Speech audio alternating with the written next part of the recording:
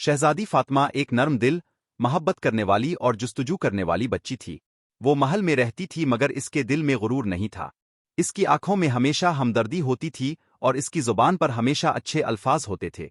वो जब भी अपने महल के बाग में जाती तो इसे लगता जैसे वो अल्लाह की नेमतों के दरमियान खड़ी है।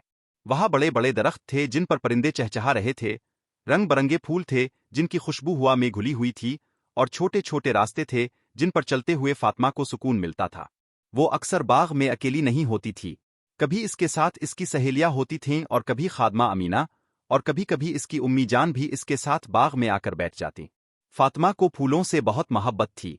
वो हर फूल को देखकर कहती, सुभान अल्लाह, अल्लाह ने कितनी खूबसूरती बनाई है।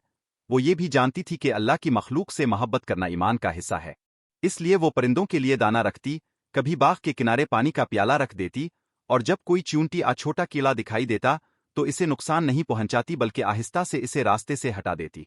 इसके दिल में एक अजीब सा नूर था जो इसे दूसरों की मदद की तरफ खींचता रहता था। एक दिन सुबह के वक्त जब बाग में हल्की हल्की धूप फैल रही थी, फातिमा ने पत्तों के बीच एक छोटी सी बली देखी। वो बहुत कमजोर थी, भूखी भी लग रही थी और डरी हुई भी। इसकी आंखों में खौफ था और जिस्म पर मिट्टी लगी हुई थी।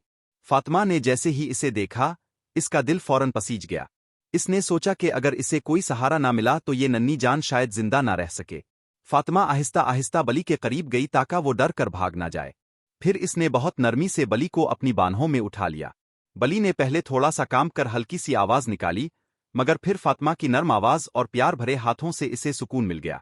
फातिमा ने दिल में दुआ की, आ अल्लाह, इस छोटी बली को सेहत दे और मुझे इसकी मदद करने की तौफीक दे। फातिमा बली को महल के अंदर ले गई। इसने खादमा को आवाज दी और कहा कि नरम कपड़ा और तौलिया ले आए। फिर फातिमा ने बली को साफ किया, इसके लिए पानी रखा और थोड़ा सा खाना ले आई। बली ने पहले आहिस्ता आहिस्ता खाया, फिर थक कर वहीं सो गई। फातिमा बली के पास बैठ गई और इसे प्यार से देखती रही। इसे दिल में अजीब सा सुकून महसूस हुआ कि वो अल्लाह की एक मखलूक की मदद कर रही है।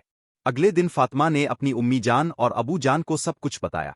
मलिका ने प्यार से फातिमा के सर पर हाथ रखा और कहा, बेटी, जानवरों पर रहम करना बहुत बड़ी नेकी है। बादशाह ने भी मुस्कुरा कर कहा, तुमने बहुत अच्छा काम किया, बस इसकी अच्छी तरह देखभाल करना। फिर महल के हकीम को बुलाया गया। हकीम ने बली को देखा और बताया कि वो बस भूख और कमजोरी की वजह से निढाल थी, अब चंद दिनों में ठीक हो जाएगी। कुछ दिन गुजरे तो बली में जान आने लगी। वो अब फातिमा को पहचानने लगी थी। जैसे ही फातिमा आती, बली मियाऊं करके इसकी तरफ देखती और इसके पास आकर बैठ जाती। अब तुम मेरी दोस्त बन गई हो। फातिमा ने इसका नाम भूला बली रख दिया क्योंकि वो शुरू में बहुत भूला और डरा हुआ लगता था। फातिमा ने अपने वालिदैन से इजाजत ली कि बाग में बली के लिए एक छोटी सी महफूज जगह बना दी जाए। वहां नरम बिस्तर, पानी का प्याला और खाने की जगह रखी गई। फातिमा रोजाना बली को खाना देती, इसके साथ खेलती और इसे प्यार करती। बाग में दौड़ता, कभी तितली के पीछे भागता और कभी फातिमा के कदमों के पास आकर बैठ जाता। फातिमा ने अपने दोस्तों को भी बुलाया और उन्हें बताया कि जानवर भी अल्लाह की मखलूक हैं।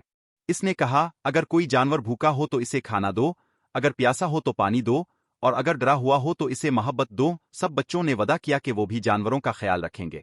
अब वो फातिमा के साथ खेलता, बाग में घूमता और महल में सबको पसंद आने लगा। एक दिन महल में दावत हुई और बहुत से मेहमान आए। मेहमानों ने भूला बली को देखा तो सब खुश हो गए।